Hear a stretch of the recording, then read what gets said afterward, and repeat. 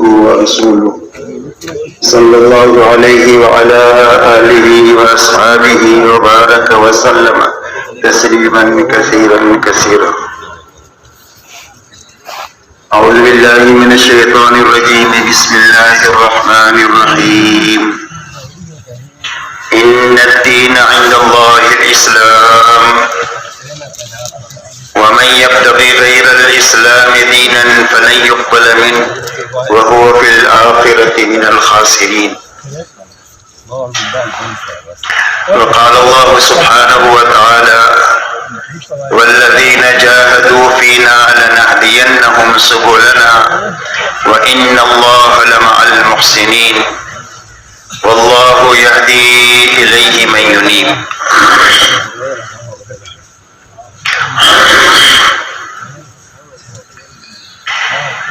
میرے محترم بزرگوں دوستو، بات کے شروع ہونے سے پہلے چند باتیں اچھی طرح ہم ذہن نشین کر لیں تاکہ ساری مجالس میں بیٹھنے کا پورا نفع ہمیں ملے. سب سے پہلی بات تو یہ ہے کہ ہر ساتھی یہ نیت کرے کہ ہر مجلس میں شروع سے لے کر آخر تک رہیں گے تاکہ پوری بات سنیں، پوری بات سمجھیں. جب پوری بات سنیں گے اور پوری بات سمجھیں گے تو ہی عمل پورا کر سکیں گے، اور جب عمل پورا ہوگا تو اس کا نفع پورا ہوگا. ادھورے عمل پر کبھی کام کا پورا نفع نہیں ملتا. اس لیے ہر مجلس میں شروع سے لے کر آخر تک رہنا، اس لیے کہ ہر مجلس کا ایک رنگ ہے اور ہر مجلس سے ایک کام متعلق ہے. جب اجتماع پورا ہوگا تو ساری مجالس مل کر کام کی ایک مضبوط شکل ہماری ذہنوں میں اور ہماری زندگیوں میں قائم ہوگی، اور اس مضبوط شکل کو اپنانے کے نتیجے میں کام کا پورا نفع ہمیں بھی ملے گا اور ہمارے راستے سے عالم کو بھی ملے گا. اس لیے ہر مجلس میں شروع سے لے کر آخر تک رہنا. دوسری بات میرے دوستو یہ ہے کہ ہر مجلس میں پوری بات کو جاگ کر سننا. اس لیے کہ آنکھیں بند ہو گئی تو کان بند ہو گئی. مجلس میں ہونے کے باوجود بھی کوئی بات دل تک جائے گی نہیں، اور جب بات دل تک نہیں جائے گی تو زندگی کے رخ کو صحیح نہیں کرے گی. معلومات سے زندگی نہیں بنتی ہے. زندگی اس وقت میں بنتی ہے جب بات کانوں کے راستے سے دل تک پہنچ جاتی ہے. اور اللہ نے دین کی بات میں بڑی طاقت رکھی ہے زندگیوں کی تبدیلی کی. کتابوں میں واقع آتا ہے کہ ڈکیتی کی حالت میں ایک گھر پر ڈکیتی کی کوشش ہو رہی ہے اور گھر کے اندر سے آواز آئی قرآن پاک کے پڑھنے کی، أَلَمْ يَعْنِ لِلَّذِينَ آمَنُوا أَن تَخْشَعَ قُلُوبُهُمْ لِذِكْرِ اللَّهِ. کیا ایمان والوں کے لیے وقت آیا نہیں ہے کہ ان کے دل اللہ کے لیے ڈر جائیں؟ بس اس بات کا کانوں کے راستے سے دل تک کیا پہنچنا تھا کہ فوراً زبان سے نکلا آ گیا اور اپنی ساری چوری چکاری کے سامان کو توڑ پھوڑ کر پورا مجمع بیت اللہ پہنچ کہ فوراً زبان سے نکلا آ گیا اور اپنی ساری چوری چکاری کے سامان کو توڑ پھوڑ کر پورا مجمع بیت اللہ پہنچا اور سچی پکی توبہ کر کے بہت بڑے اللہ والے بن کر دنیا سے گئے. یہ دین کی بات کا اثر ہے، لیکن اثر اس وقت میں ہوگا جب یہ دل تک پہنچے گی. تو دل تک بات کے پہنچنے کے لیے ضروری ہے کہ بات کو جاگ کر سننا. آنکھیں کھلی ہیں تو کان کھلے ہیں، آنکھیں بند ہوئی تو کان بند ہو گئی. اور جاگ کر سننے کا آسان راستہ یہ ہے کہ آنکھیں بند نہیں کرنا، نیچے نہیں دیکھنا، گھٹنوں میں ہاتھ نہیں ڈالنا، ٹیکا نہیں لگانا. یہ ساری سونے کی نیتیں ہوتی ہے. جب یہ کام آدمی کر لیتا ہے تو نیند آئی جاتی ہے. سونے کی نیت کر لیا تو اس سے نیند آ جائے گی. ان ساری چیزوں سے بچتے ہوئے بات کرنے والے کی طرف ہی دیکھتے رہنا. میں آپ کو دیکھ رہا ہوں, آپ مجھے دیکھیں, نہ نیچے دیکھیں نہ آنکھیں بند کریں. اسی کے ساتھ میں پوری بات کو دھیان اور توجہ سے سنیں. اس لیے کہ جب دھیان اور توجہ اور ارادے سے بات سنیں گے تو اللہ تعالیٰ بات کے سننے کا حق ادا کرنے کے نتیجے میں عمل کی توفیق دیں گے. اس لیے دل بھی یہاں ہو, دل دماغ بھی یہاں ہو اور جسم بھی یہاں ہو. جسم یہاں ہے, دل دماغ ادھر ادھر ہے, تو کانوں تک آواز آئے گی, ٹکرا کر واپس چلی جائے گی. اور جسم کے ساتھ دل دماغ یہاں ہے تو کانوں کے راستے سے بات دل تک پہنچ جائے گی. اس لیے دھیان سے, توجہ سے, ارادے سے بات کو سننا, عمل کی نیت سے سننا کہ جو بات سنی جائے گی ساری مجالس میں ان باتوں پر پوری طریقے سے عمل کرنے کی کوشش کریں گے. اس لیے کہ اللہ کی طرف سے جو داد و دہیش کا نظام ہے وہ آدمی کی نیت ہے. اللہ کی طرف سے 2 قاعدے کلیہ ہے. وَإِنَّمَا لِكُلِّ امْرِئٍ مَّا نَوَىٰ وَلَيْسَ لِلْإِنسَانِ إِلَّا مَا سَعَىٰ. فرمایا ہر آدمی کو اس کی کوشش کا صلہ اور بدلہ ملے گا. وَأَنَّ سَعْيَهُ سَوْفَ يُرَىٰ. ہر آدمی کی کوشش دیکھی جائے گی, کوشش صحیح ہے یا غلط ہے. تو ایک تو کوشش پر ملے گا, یہ قاعدہ کلیہ ہے. دوسرا قاعدہ کلیہ ہے وَإِنَّمَا لِكُلِّ امْرِئٍ مَّا نَوَىٰ. ہر آدمی کو وہ چیز ملے گی جس کی اس نے نیت کیا. اگر آپ نے عمل کی نیت کیا ہے تو اللہ عمل کی توفیق دیں گے.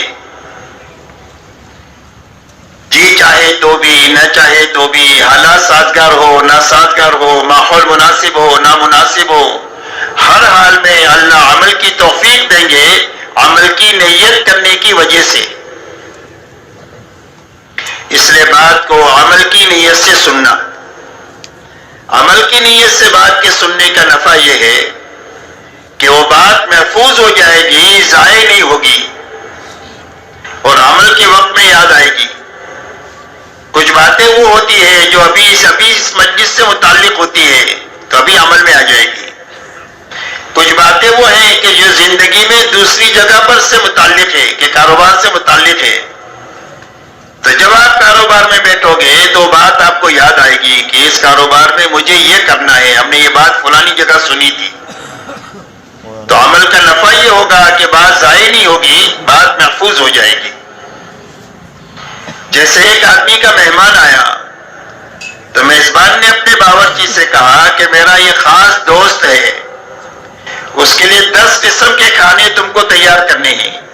اور اس نے 10 قسم کے کھانے گنائے. اگر پاس میں بیٹھے والے آدمی سے پوچھے کہ میں نے کیا پکانے کے لیے کہا تو وہ نہیں بتا سکے گا, لیکن باورچی بتا دے گا کہ آپ نے یہ بنانے کے لیے کہا. اس لیے کہ باورچی نے جو بات سنی ہے وہ پکانے کی نیت سے سنی ہے تو بات اس کے پاس محفوظ ہو گئی. تو عمل کی نیت سے سننے کی وجہ سے پورے اجتماع میں جتنی باتیں ہمارے دل دماغ پر پہنچے گی وہ محفوظ ہوتی چلی جائے گی اور زندگی میں وقت پر عمل کے راستے سے نکھار لاتی چلی جائے گی. اسی کے ساتھ میں اچھی طرح سنتے ہوئے, اچھی طرح سمجھتے ہوئے اور اچھی طرح کرتے ہوئے اس بات کو پورے عالم میں اور ساری انسانیت تک لے جانے کی نیت سے سننا. کہ بات کو کہاں تک لے جانا ہے, کہ پورے عالم میں لے کر جانا ہے اور ساری انسانیت تک لے کر جانا ہے. تو عالم تو بہت بڑا ہے, کئی سو ملک ہیں اور دنیا میں 800 کروڑ انسان ہیں. تو سارے انسانوں تک اور ساری دنیا تک جانا کیسے آسان ہوگا ہر آدمی کے لیے. تو وہاں تک جانے کا کیا راستہ ہے, کہ پورے عالم اور ساری انسانیت تک جانے کا راستہ یہ ہے کہ جہاں تک اور جتنوں تک جا سکتے ہیں اپنی زندگی میں جانا, اور جہاں تک نہیں جا سکے اور جتنوں تک نہیں پہنچ سکے وہاں تک بات کو پہنچانے کے لیے بہترین کام کرنے والے آدمی اپنی زندگی میں تیار کرنا، یہ محنت کا صحیح رخ ہے، کرنا اور کرنے والے آدمی بنانا۔ کہ وہی بات یاد رہے گی؟ دیکھو آپ حضرات نے مجھے مشورے سے اوپر بٹھایا ہے تو مجھے نظر آتا ہے کہ کون جاگ رہا ہے کون سو رہا ہے۔ اس کے لیے آپ لوگ آنکھیں بند نہیں کرنا، جاگ کر سننا، میری طرف دیکھتے رہنا۔ تو پورے عالم میں اور ساری انسانیت تک پہنچانے کا راستہ یہ ہے کہ جہاں تک جا سکتے ہیں اور جتنوں تک جا سکتے ہیں خود جانا، اور جہاں تک نہیں جا سکے اور جتنوں تک نہیں جا سکے وہاں تک بات کو پہنچانے کے لیے اپنی زندگی میں کام کرنے والا بہترین عملہ بنا کر کے مرنا۔ یہ آدمی بنانے کا کام ہے اور عملہ بنانے کا کام ہے، اور حضور صلی اللہ علیہ وسلم کی محنت کا یہی رخ ہے۔ اللہ تعالیٰ نے حضور صلی اللہ علیہ وسلم کو بہت بڑا کام لے کر کے دنیا میں بھیجا تھا۔ آپ کی محنت کا میدان پورا عالم تھا، ساری انسانیت تھی اور قیامت تک کا زمانہ تھا۔ یہ آپ کی محنت کا میدان ہے کہ آپ کو اتنا کام، بڑا کام کرنا ہے، اور اس کے لیے کام کا زمانہ آپ کو جو دیا گیا وہ صرف 23 سال کا دیا گیا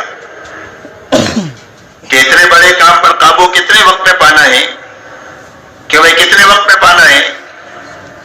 بولتے رہو، 23 سال میں، صرف 23 سال کا زمانہ دیا گیا کہ اتنے عرصے میں اتنا بڑا کام کرنا ہے۔ تو اس کے لیے آپ نے محنت کا کیا رخ لیا؟ آپ نے محنت کا یہ رخ لیا کہ آپ اپنی 23 سالہ نبوت کے بعد کی زندگی میں جہاں تک جا سکتے تھے وہاں تک جانے میں انتھک محنت آپ نے کیا۔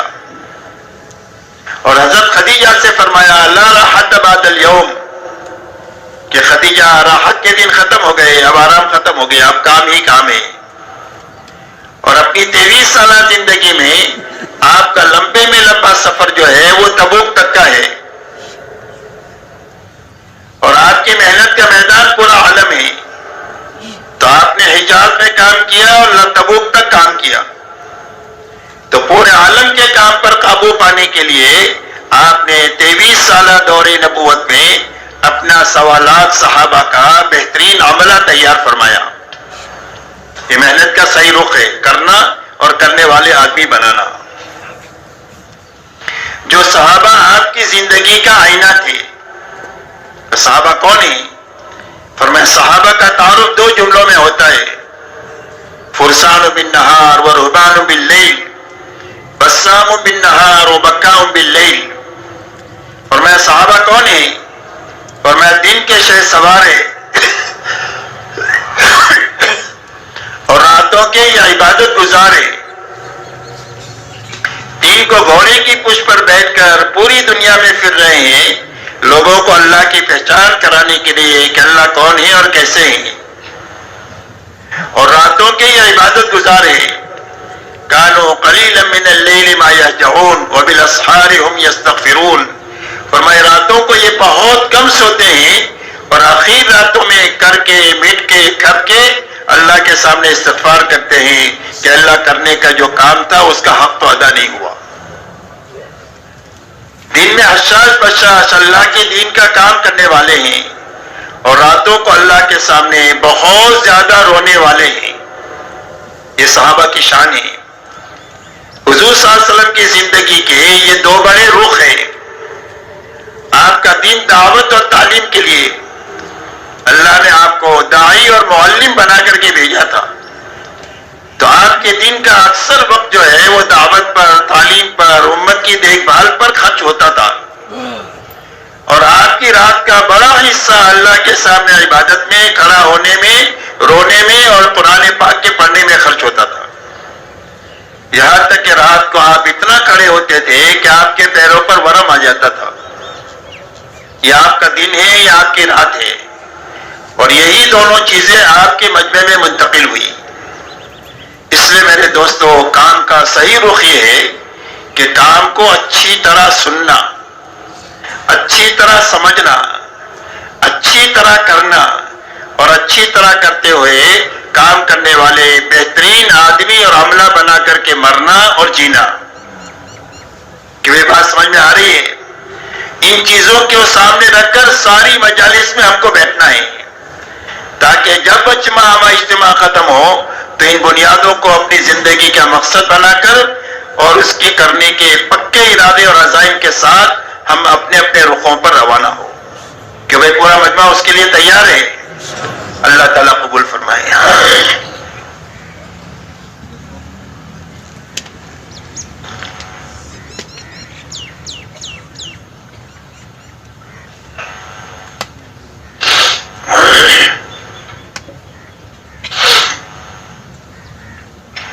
میرے محترم بزرگوں دوستو، سمجھنے کی بات یہ ہے کہ ہماری تمام تر محنت اپنی زندگی میں اور پوری امت میں پورا دین لانے کی محنت ہے. اس لیے کہ محنت کسی مقصد کے لیے ہوتی ہے. تجارت جو ہے یہ کمائی کے لیے ہوتی ہے، تجارت کے لیے نہیں ہوتی. زراعت جو ہے وہ اناج کے لیے ہوتی ہے، غذا کے لیے ہوتی ہے، کھیتی کے لیے نہیں ہوتی. ملازمت تنخواہ کے لیے ہوتی ہے، ملازمت کے لیے نہیں ہوتی. ایسا ہی ہماری محنت میں جتنے رخ ہے، چاہے اجتماع کا رخ ہو، چاہے باہر کی محنت کا رخ ہو، چاہے مقامی محنت کا رخ ہو، چاہے انفرادی اعمال ہو، چاہے ہمارے اجتماعی اعمال ہو، ہماری محنت کے یہ سارے رخ اپنی زندگی میں اور پوری امت میں پورا دین لانے کے لیے ہے. اس لیے کہ اللہ کی طرف سے جتنے وعدے ہیں کامیابی کے، وہ دین پر ہے، دنیا اور آخرت کے. کہ دنیا بھی جو بنے گی وہ دین کے راستے سے بنے گی اور آخرت جو بنے گی وہ بھی دین ہی کے راستے سے بنے گی. دنیا جو اجڑے گی وہ بے دینی کے راستے سے اجڑے گی اور آخرت جو اجڑے گی وہ بھی بے دینی ہی کے راستے سے اجڑے گی. آخرت کے بننے کا راستہ اور دنیا کے بننے کا راستہ دین ہے اور دنیا اور آخرت کے اجڑنے کا راستہ بے دینی ہے. یہ پکی ٹکی باتیں ہیں، اس کے خلاف کوئی بات ہو نہیں سکتی. اس لیے ہماری تمام تر محنت اپنی زندگی میں ایک تو پورا دین لانے کی محنت ہے کہ زندگی میں دین ہو اور پورا ہو، اور ہماری زندگیوں میں اپنے دین میں حقیقت لانے کی محنت ہے. اس لیے کہ عمل ہے، اس کی شکل ہے، اس میں حقیقت نہیں ہے. تو اللہ کا وعدہ شکل کے ساتھ پورا نہیں ہوگا، اللہ کا وعدہ حقیقت کے ساتھ پورا ہوگا. فرمایا نماز 2 رکعت اچھی پڑھی تو ساتوں آسمان کے اوپر سے مدد اتروا دے گی، اور سینکڑوں رکعتیں پڑھی لیکن ایسی پڑھی کہ پرانے کپڑے میں لپیٹ کر اس کے منہ پر مار دی گئی تو اس پر اس کی روٹی کا مسئلہ بھی حل نہیں ہوگا. روزہ رکھا تو یہ ڈھال ہے اور اس کا بدلہ اللہ ہے. روزہ ایسا رکھا کہ فرمایا اس کو بھوک اور پیاس کے سوا کچھ بھی نہیں ملے گا، صرف بھوکا رہا اور کچھ بھی نہیں ملا اس میں. یہ اس کی شکل ہے، اس کی حقیقت ہے. ایسے ہی ہماری دین کے ہر عمل میں عمل پورا بھی ہو اور اس میں حقیقت ہو، اس کی محنت دعوت اور تبلیغ کے راستے سے ہو رہی ہے. اس لیے کہ دنیا اور آخرت کے جتنے وعدے ہیں وہ اللہ کی طرف سے دین کے اوپر ہے. اسی لیے فرمایا من عمل صالحا من ذکر او انثى وهو مؤمن فلنحيينه حياة طيبة وَلَنَجْزِيَنَّهُمْ أَجْرَهُمْ بِأَحْسَنِ مَا كَانُوا يَعْمَلُونَ. اللہ جل شانہ فرماتے ہیں جو بھی ایک عمل کرے، چاہے مرد ہو یا عورت ہو، ایمان کی حالت میں اور یقین کے ساتھ، تو اس کا پہلا نفع یہ ہوگا کہ اللہ اس کو پاکیزہ زندگی عطا فرمائیں گے. پاکیزہ زندگی کا تعلق دنیا سے ہے. کہ دین کے کمال کی وجہ سے اور حقیقت کی وجہ سے ایمان کے ساتھ کرنے کے نتیجے میں اس کا پہلا نفع یہ ہوگا کہ اللہ دنیا کی زندگی کو پاکیزہ زندگی بنا دیں گے. تو پاکیزہ زندگی کس کو کہتے ہیں؟ پاکیزہ زندگی اس کو کہتے ہیں کہ اللہ تعالیٰ جس حال میں بھی ہو دلوں میں اطمینان، چین اور سکون عطا فرمائے. جھوپڑے میں ہے لیکن دل میں سکون ہے، رات کو بھوکا سویا ہے لیکن بادشاہوں کس سے زیادہ دلوں میں سکون ہے. تو یہ سکون اللہ عطا فرمائیں گے، وہ دین کے راستے سے عطا فرمائیں گے.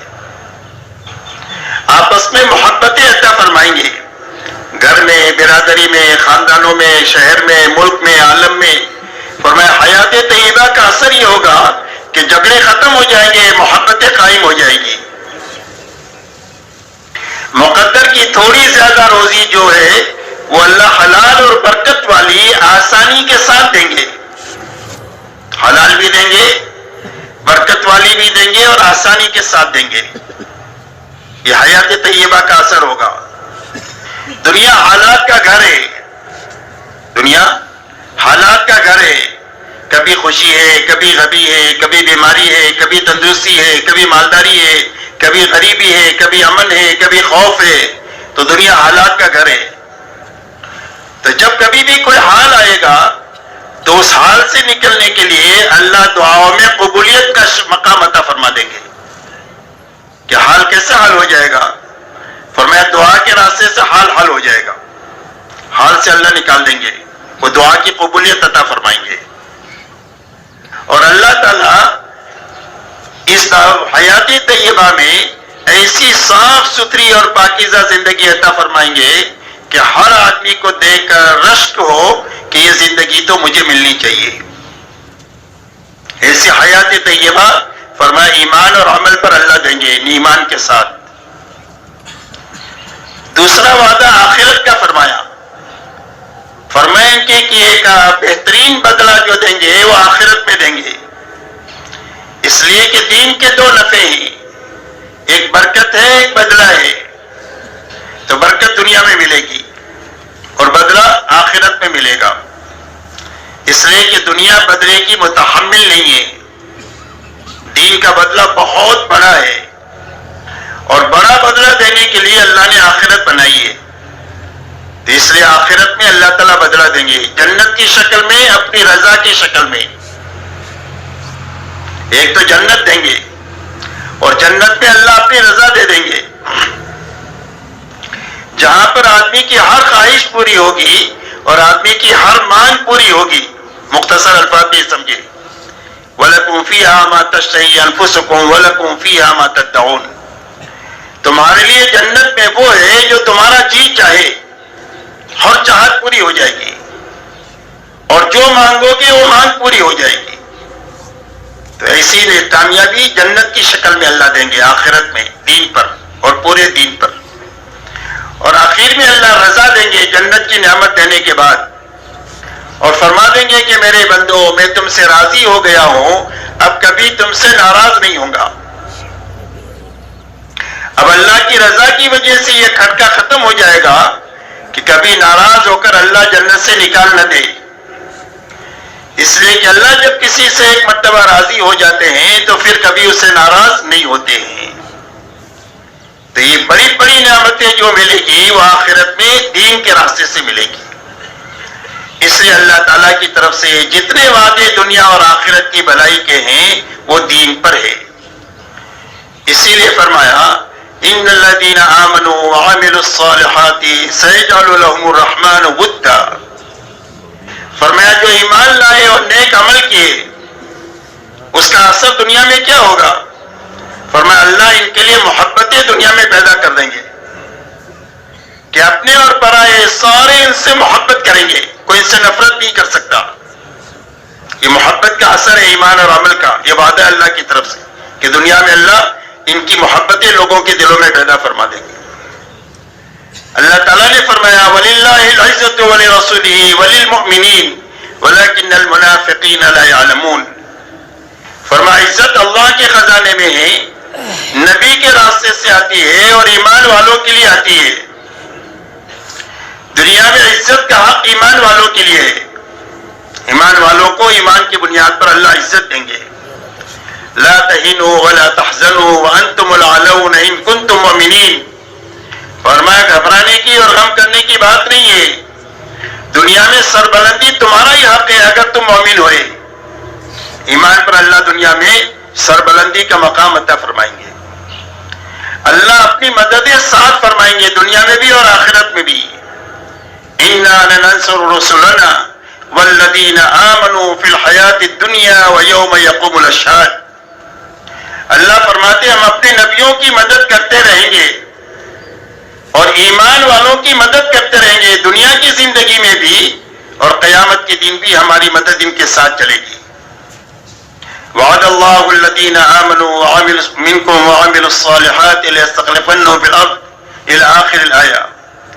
اللہ جل شانہ فرماتے ہیں اللہ وعدہ کرتے ہیں ایمان والوں سے اور نیک عمل کرنے والوں سے کہ ان کو دنیا کے سیاہ اور سفید کا مالک بنائیں گے. ان کے ہاتھوں دنیا میں حق کو زندہ کریں گے اور حق کے زندہ کرنے کی وہ محنت ان کے ہاتھوں سے لیں گے جو اللہ نبیوں سے لیتے ہیں. فرمایا وہ محنت ہم ان سے لیں گے اور جیسے پہلے لوگوں سے کام لیا ان سے کام لیں گے اور ان کے لیے جس دین کو پسند کیا ہے اس کی کمزوری کو ختم کر کے اس کو قوت عطا فرما دیں گے کہ دین کا راج ان کی انفرادی زندگیوں پر بھی ہوگا, ان کی اجتماعی زندگیوں میں بھی دین کا راج ہوگا, ان کی سیاسی زندگیوں پر بھی دین کا راج ہوگا اور ان کی معاشرتی زندگیوں پر بھی دین کا راج ہوگا. دین کو ایسی قوت عطا فرمائیں گے کہ ہر شعبے پر دین کی چلے گی اور ہر شعبہ اس کی ماتحتی میں چلے گا. اور فرمایا کہ ان کے خوف و ہراس کو ہم عمل سے بدل دیں گے. ایمان والا خوف کے ساتھ نہیں جی سکتا, فرمایا ہم ان کے خوف اور ہراس کو عمل سے بدل دیں گے. اسی لیے فرمایا الذین آمنوا ولم یلبسوا ایمانہم بظلم فاولئک لهم الامن. فرمایا جو ایمان لائے اور اپنے ایمان میں شرک کی ملاوٹ نہیں کیا, ظلم کی ملاوٹ نہیں کیا, تو فرمایا امن ان کا حق ہے, دنیا میں امن کے ساتھ رہیں گے, یہ کبھی خوف اور ہراس کے ساتھ نہیں رہ سکتے. اس لیے کہ دنیا میں امن ایمان کے راستے میں آئے گا اور دنیا میں سلامتی اسلام کے راستے سے آئے گی. یہ میرے دوستو اللہ کی طرف سے ہر عمل پر وعدہ ہے, ہر عمل کا وعدہ, دنیا کا وعدہ بھی آخرت کا وعدہ بھی. کہ ایک مرتبہ آدمی نے ذکر کیا اللہ کا, تو ذکر کا کیا نفع ہے؟ فرمایا ذکر کا نفع یہ ہے کہ جب ذکر صحیح شکل سے ہوگا تو اللہ دلوں میں اطمینان عطا فرمائیں گے, دنیا کا نفع ہے. اور آخرت کا نفع یہ ہے کہ ایک ایک سبحان اللہ پر اس کے لیے جنت میں ایک پودا لگائیں گے اور وہ پودا اتنا بڑا ہوگا کہ جب یہ جنت میں جائے گا تو اس پودے کی اس درخت کے نیچے ایک تیز رفتار گھوڑا 100 سال تک دوڑتا رہے تو سایہ ختم ہو کر کے نہ دے گا. یہ ایک سبحان اللہ کا نفع ہوگا آخرت میں.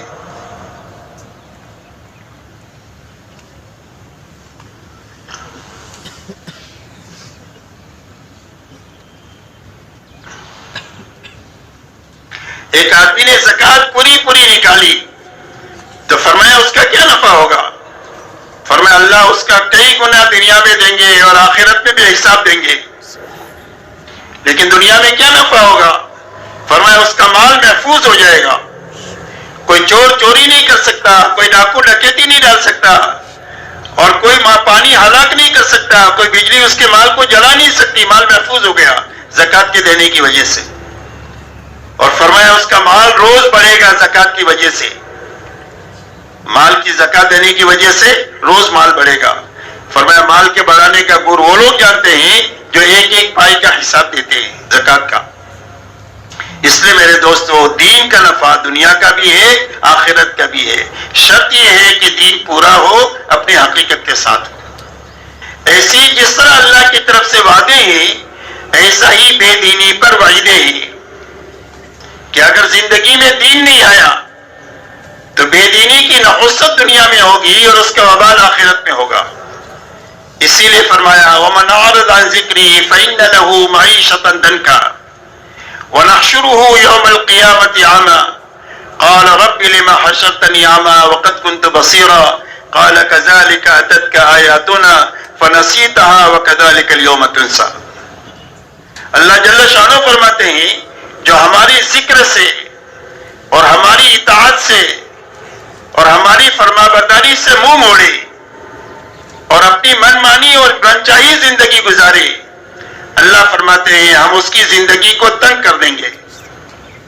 یہ اس کی نحوست ہے دنیا میں بے دینی کی کہ وسائل خوب ہوں گے اور راحتوں کے اسباب بہت ہوں گے، لیکن پریشانیاں اتنی ہوگی کہ آدمی جینے کے بجائے مرنے کو پسند کرے گا. آپ دیکھ لو دنیا میں خودکشی جو لوگ کرتے ہیں اکثر بھوکے لوگ نہیں کرتے ہیں، وہ لوگ کرتے ہیں جن کے پاس بہت وسائل ہیں، کھانے پینے کے، رہنے سہنے کے، سواریوں کے، سارے عیش و آرام کے وسائل ہیں، لیکن اللہ نے زندگی کو تنگ کر دیا بے دینی کی نحوست کی وجہ سے اور اللہ کے ساتھ سرکشی کی نحوست کی وجہ سے، جس کی وجہ سے جینے کے بجائے مرنے کو پسند کرتا ہے. حالانکہ اس کو معلوم نہیں ہے کہ اس موت کے بعد جو مصائب شروع ہونے والے ہیں وہ اتنے بڑے مصائب ہیں گے کہ دنیا کے مصائب اس کے سامنے ایک ذرے کی حیثیت نہیں رکھتے. لیکن آدمی حل سمجھتا ہے مرنے میں، حالانکہ مصائب کا وہ سمندر شروع ہوگا کہ آدمی روئے گا روئے گا، آنسو ختم ہو جائیں گے تو خون روئے گا، خون ختم ہو جائے گا، اس کے بعد پیپ روئے گا اور اس کے بعد اتنا روئے گا کہ اس کے آنسوؤں میں کشتیاں چلے گی، لیکن اللہ کو کوئی ترس اور پیار نہیں آئے گا. اتنی بڑی تباہی کے ساتھ میں اس کی آخرت اجڑے گی جو اللہ کے دین سے اعراض کر کے زندگی گزارے گا. دنیا تنگ ہو جائے گی اور قیامت کے دن اللہ اس کو اندھا اٹھائیں گے. وہ کہے گا اللہ میں تو بینا تھا دنیا میں، مجھے اندھا کیوں اٹھایا؟ اللہ فرمائیں گے کہ ہماری آیتیں اور نشانیاں تمہارے پاس آئی، تم نے اس کو بلا دیا، آج کے دن تم کو بلا دیا جائے گا. کوئی سنوائی نہیں ہوگی، اللہ کو پکارے گا، اللہ کی طرف سے جواب ملے گا اخسؤوا فیہا ولا تکلمون، ذلت کے ساتھ پڑے رہو، ہم سے بات مت کرو. اس لیے میرے محترم بزرگوں دوستو، بنیادی بات یہ سمجھنے کی ہے کہ ہماری تمام تر محنت اپنی زندگیوں میں اور پوری امت کی زندگی میں پورا دین اپنی حقیقت کے ساتھ لانے کی محنت ہے. اس لیے کہ دین پورا ہوگا تو اللہ کی تائید اور مدد ساتھ ہوگی، اور جب دین ادھورا ہوگا تو دنیا میں نقد مصیبتیں آئے گی. اسی لیے فرمایا ظہر الفساد فی البر والبحر بما کسبت ایدی الناس لیذیقہم بعض الذی عملوا لعلہم یرجعون. فرمایا خشکی اور تری میں ناگواری کے حالات پیدا ہو گئے آدمیوں کے غلط کاموں کی وجہ سے، تاکہ اللہ ان کے بعض غلطیوں کا مزہ چکھاوے. اور اللہ کی طرف سے حالات بھی آتے ہیں بطور رحمت آتے ہیں تاکہ ان حالات سے متاثر ہو کر آدمی اللہ کی طرف رجوع کرے. فرمایا ما اصابکم من مصیبت فبما کسبت ایدیکم ویعفو عن کثیر. فرمایا جو مصیبت بھی تمہارے پاس آ رہی ہے تمہارے غلط کاموں کی وجہ سے آ رہی ہے، اور بہت ساری غلطیاں تو وہ ہے جو اللہ تعالیٰ معاف فرما دیتے ہیں. فرمایا وَلَنُذِيقَنَّهُم مِّنَ الْعَذَابِ الْأَدْنَىٰ دُونَ الْعَذَابِ الْأَكْبَرِ لَعَلَّهُمْ يَرْجِعُونَ. فرمایا بڑے عذاب سے پہلے جو موت سے شروع ہوگا، دنیا میں چھوٹے چھوٹے عذابات اور حالات ہم انسانوں پر بھیجتے ہیں تاکہ یہ اللہ کی طرف رجوع کریں. اس لیے مدد آئے گی پورے دین پر اور حالات آئیں گے ادھورے دین پر. اس لیے محنت اس بات کی ہے کہ ہماری زندگی میں پورا دین اپنی حقیقت کے ساتھ میں آئے. ادھورا دین کیا ہے اور پورا دین کیا ہے؟ میرے دوستو، اللہ کی طرف سے دو لائن کے احکامات ہیں. ایک کرنے کے لائن کے احکامات ہیں اور ایک بچنے کے لائن کے احکامات ہیں. جتنے کرنے کے لائن کے احکامات ہیں ان سارے کاموں کو کرنا، اور جتنے بچنے کے لائن کے احکامات ہیں ان ساری چیزوں سے بچنا، یہ پورا دین ہے. کرنے کے کچھ کام کیے کچھ نہیں کیے، بچنے کی کچھ چیزوں سے بچے کچھ چیزوں سے نہیں بچے، تو یہ ادھورا دین ہے. اس لیے اللہ کی طرف سے یہ حکم ہے یا ایھا الذین آمنوا ادخلوا فی السلم کافہ وَلَا تَتَّبِعُوا خُطُوَاتِ الشَّيْطَانِ إِنَّهُ لَكُمْ عَدُوٌّ مُبِينٌ۔ اللہ جل شانہ ایمان والے مردوں اور عورتوں سے مخاطب ہے اور یہ ارشاد فرماتے ہیں کہ اے ایمان والو، اسلام میں اور دین میں پورے داخل ہو جاؤ اور شیطان کے نقش قدم پر مت چلو، یہ شیطان تمہارا کھلا ہوا دشمن ہے۔ اس آیت کریمہ کے شان نزول کے بارے میں مفسرین نے یہ لکھا ہے کہ یہ آیت اتری ہے حضرت عبداللہ ابن سلام رضی اللہ تعالیٰ عنہ کے بارے میں، جو اسلام سے پہلے ایک آسمانی مذہب کے ماننے والے تھے اور وہ اسلام سے پہلے سچا مذہب تھا۔ اسلام کے آنے کے بعد میں اللہ نے سارے مذاہب کو ختم فرما کر کے ایک ہی مذہب ساری انسانیت کے لیے طے فرمایا اور قرآن میں اعلان فرمایا ان الدین عند اللہ الاسلام۔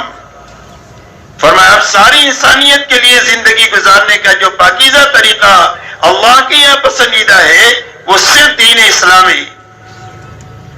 دوسری کا فرمایا وَمَن يَبْتَغِي غَيْرَ الْإِسْلَامِ دِينًا فَلَن يُقْبَلَ مِنْهُ وَهُوَ فِي الْآخِرَةِ مِنَ الْخَاسِرِينَ۔ فرمایا اسلام کے علاوہ کسی اور راستے پر چل کر جو کوئی بھی آئے گا اللہ کے یہاں ہرگز وہ قبول نہیں ہوگا اور اس کی آخرت ہمیشہ کے لیے اجڑ جائے گی، ایسی اجڑے گی کہ اس کے بعد کبھی بھی آبادی نہیں ہوگی۔ اس لیے اب ساری انسانیت کے لیے ایک ہی مذہب طے ہوا، وہ دین اسلام ہے۔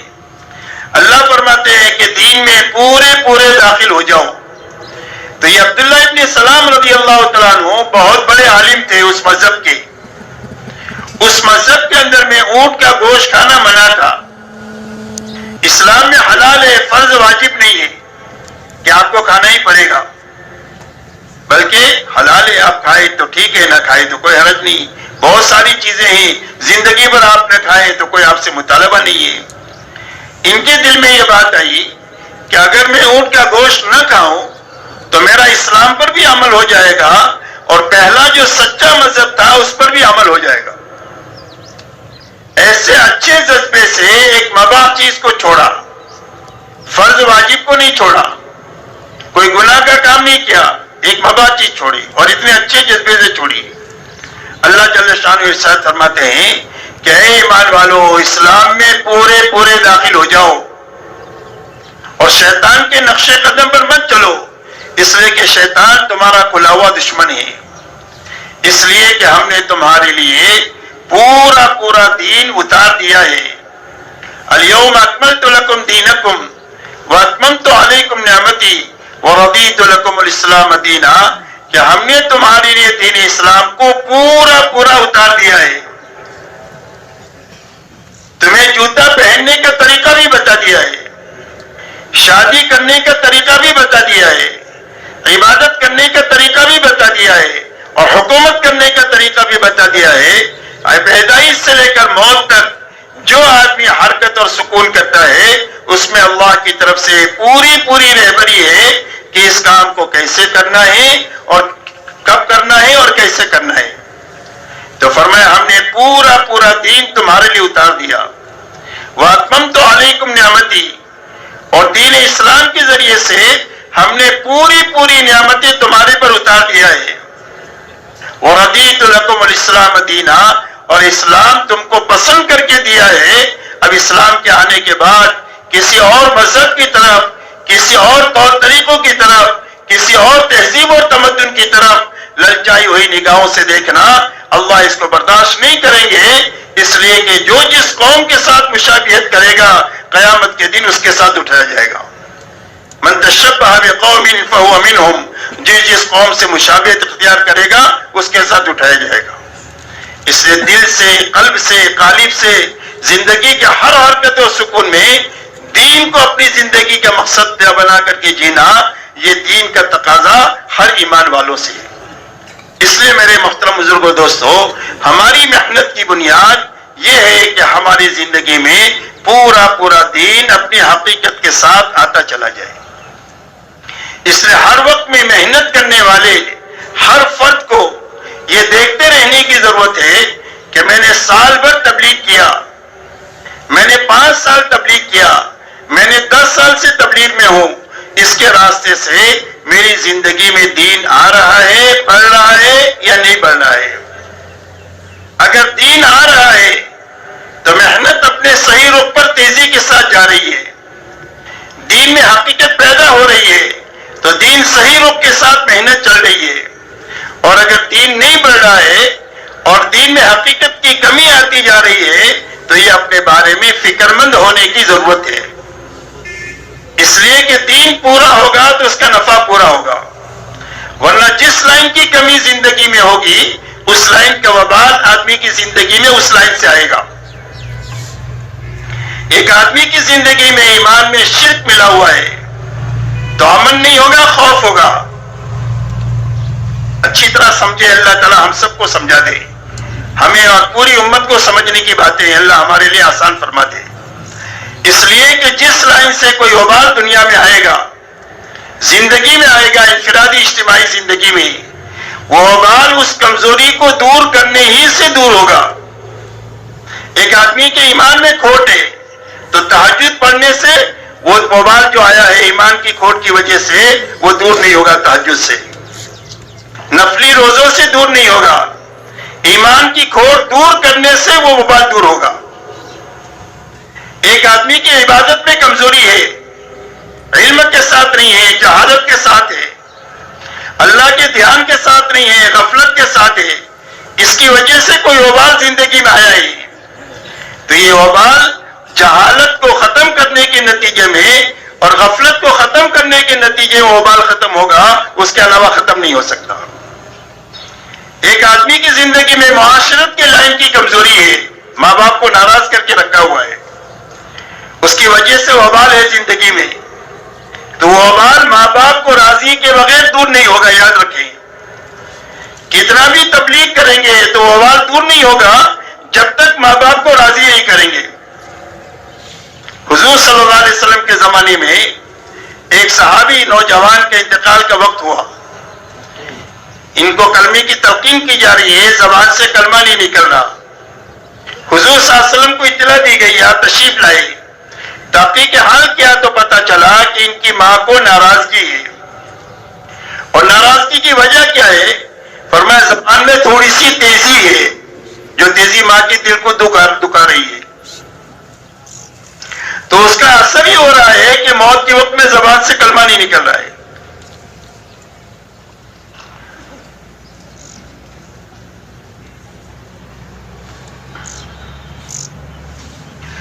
تو اس لائن کا کوئی وبال ہے زندگی میں تو وہ وبال معاشرت کے لائن کا جو بگاڑ ہے اس کے دور کرنے ہی سے وبال ختم ہوگا، دوسرے راستے سے ختم نہیں ہوگا۔ ایک آدمی کی زندگی میں معاملات کی بگاڑ کی وجہ سے کوئی وبال ہے تو وبال معاملات کو صحیح کرنے ہی سے وبال دور ہوگا۔ حضور صلی اللہ علیہ وسلم کے زمانے میں ایک غلام کی شہادت ہوئی، لوگوں نے بہت سراہنا شروع کیا، آپ نے فرمایا کہ اس کی طرف تو جہنم کی آگ لپک رہی ہے، مال غنیمت میں ایک چادر کی خیانت کی وجہ سے، چادر میں خیانت کی جس کی وجہ سے جہنم کی آگ اس کی طرف لپک رہی ہے۔ اس لیے معاملات کی لائن کا بگاڑ ہے تو وہ بگاڑ معاملات کی لائن کو ٹھیک کرنے ہی سے وہ بات دور ہوگا۔ اخلاق کی لائن کا بگاڑ ہے جس کی وجہ سے زندگی میں کوئی وبال ہے، اخلاق کی بگاڑ کی وجہ سے، تو وہ بگاڑ اور وبال اسی وقت دور ہوگا جب اخلاق کی پستی ختم ہو کر اخلاق میں مطلوبہ شکل پیدا ہوگی تو وہ بگاڑ ختم ہوگا۔ نیت میں خرابی ہے اور نیت کی خرابی کی وجہ سے کوئی وبال آیا ہے زندگیوں میں تو وبال اسی وقت میں دور ہوگا جب نیت صحیح ہوگی۔ تہجد پڑھنے سے وبال ختم نہیں ہوگا، یاد رکھیں، نیت صحیح کرنے کی وجہ سے وبال ختم ہوگا۔ اس لیے میرے دوستو یہ مطالبہ ہے کہ دین کو زندگیوں میں پورا لایا جائے اور تبلیغ کی محنت میں ہر آدمی اس بات کو دیکھے کہ میری زندگی میں دین کتنا آ رہا ہے اور کیسا آ رہا ہے، اس لیے کہ آدمی کے خود اس کا دل بتائے گا کہ تو ترقی کے رخ پر ہے یا تنزلی کے رخ پر ہے۔ سب سے بڑا مفتی آدمی کا دل ہوتا ہے، سب سے بڑا مفتی آدمی کا دل۔ استفت قلبک، اپنے دل سے پوچھ تو دل بتا دے گا کہ تو ترقی کے رخ پر ہے یا تنزلی کے رخ پر ہے. اگر اس کا دل زندہ ہے تو اس کی رہبری کرے گا کہ بھی تیری زندگی میں یہ کمزوری ہے، اس کو دور کرنا چاہیے. اسی لیے فرمایا صاحب البیت ادری بما فیہ، گھر کے مالک کو پتا ہوتا ہے کہ گھر میں کیا ہے. ہر آدمی اپنی نگرانی خود کرے گا تو اس کی نگرانی خود ہو جائے گی، اور اپنی نگرانی خود نہیں کریں گے تو دوسرا کوئی ہماری نگرانی نہیں کر سکتا. ایک اللہ کا تعلق آدمی کو رذائل سے بچا سکتا ہے، اور ایک آدمی کی نگرانی آدمی کو سنبھال سکتی ہے. اس لیے میرے دوستو اپنے آپ کو سنبھالتے ہوئے اس محنت میں چلانا ہے، اور ہر وقت میں دیکھنا ہے کہ میری زندگی کے ہر شعبے میں دین میں کمال آتا چلا جائے اور دین میں حقیقت پیدا ہوتی چلی جائے. اس لیے کہ اللہ کی تائید اور مدد کمال کے ساتھ میں اور حقیقت کے ساتھ ہوگی، ادھورے دین پر نہیں ہوگی اور کام کی شکل پر نہیں ہوگی، بلکہ کام کی حقیقت پر ہوگی اور عمل کی حقیقت پر ہوگی.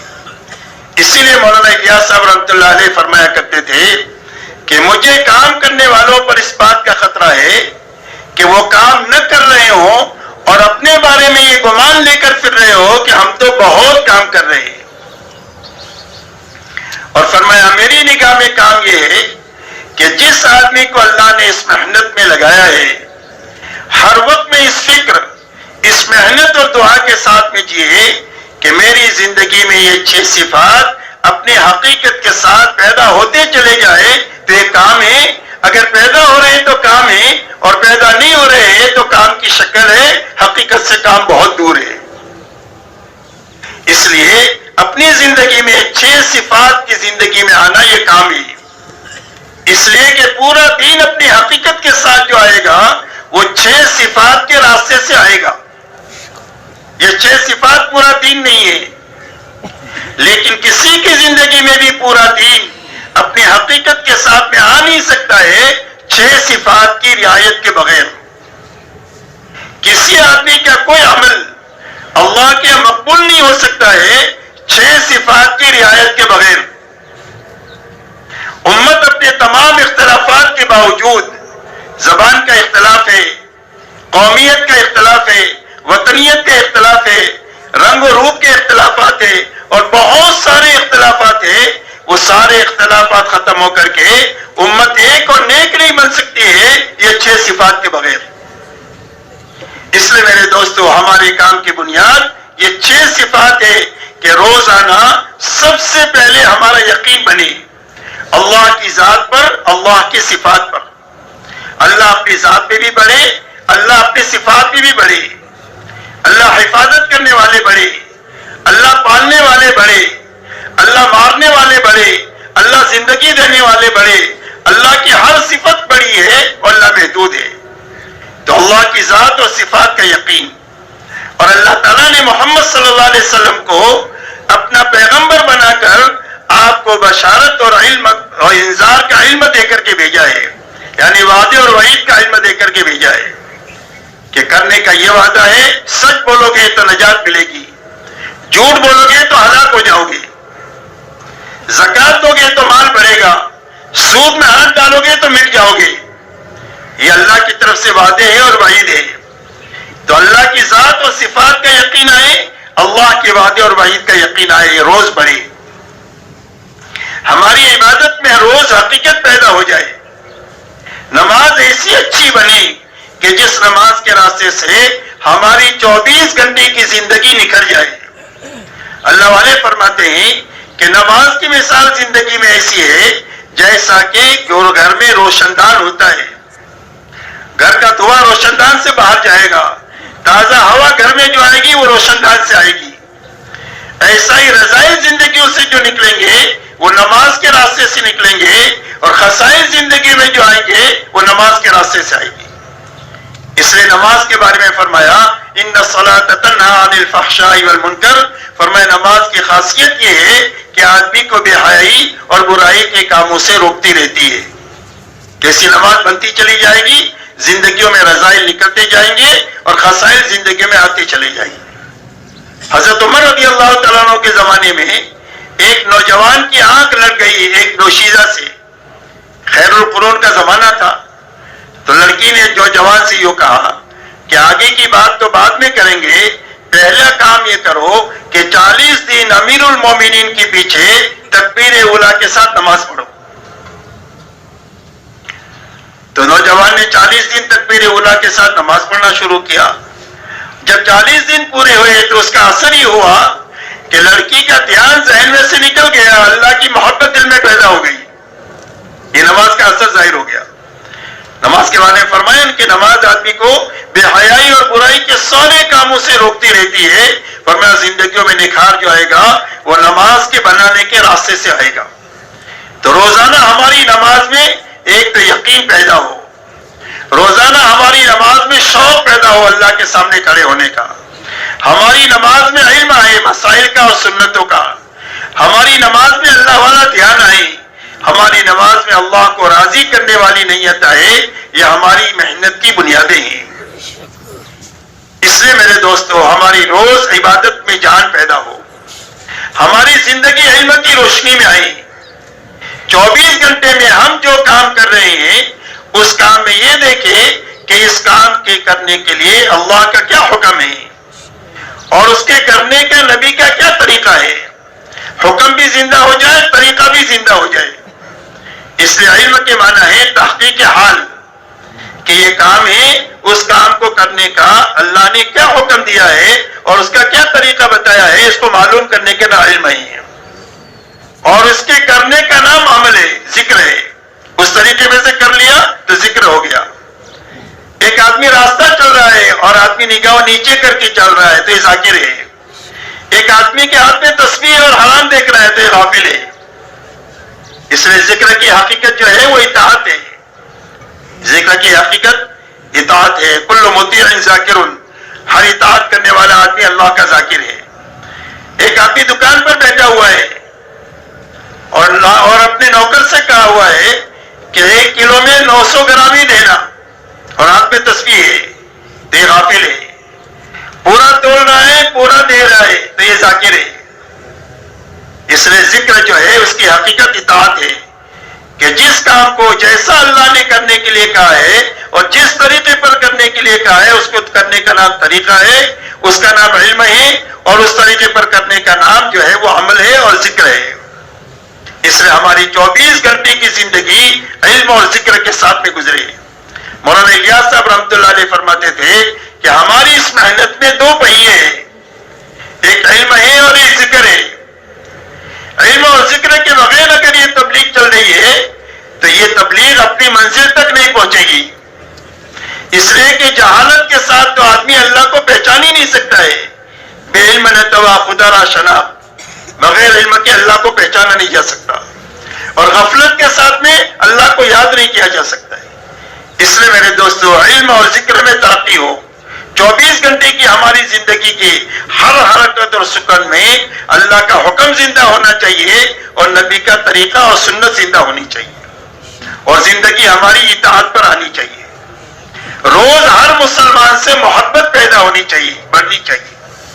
فرمایا تم مومن نہیں بن سکتے جب تک تم جنت میں داخل نہیں ہو سکتے جب تک تم مومن نہ بنو، اور تمہارا ایمان کامل نہیں ہو سکتا ہے جب تک تم آپس میں محبت نہ کرو۔ اور فرمایا یہ راستہ نہ بتاؤں جس سے محبت پیدا ہو، فرمایا سلام کو خوب پھیلاؤ، کہ جاننے والا ہو نہ جاننے والا ہو ہر ایک کو سلام کرو، سلام کے راستے سے آپس میں محبتیں پیدا ہو جائے گی۔ گھر میں داخل ہو تو سلام کرو، کوئی ایمان والا ملے تو اس سے سلام کرو، فرمایا سلام کرنے والے کی وجہ سے آپس میں محبتیں پیدا ہوگی، سلام کرنے والے کو بھی ثواب ملے گا اور جواب دینے والے کو بھی جواب ملے گا، سلام کا ثواب ملے گا۔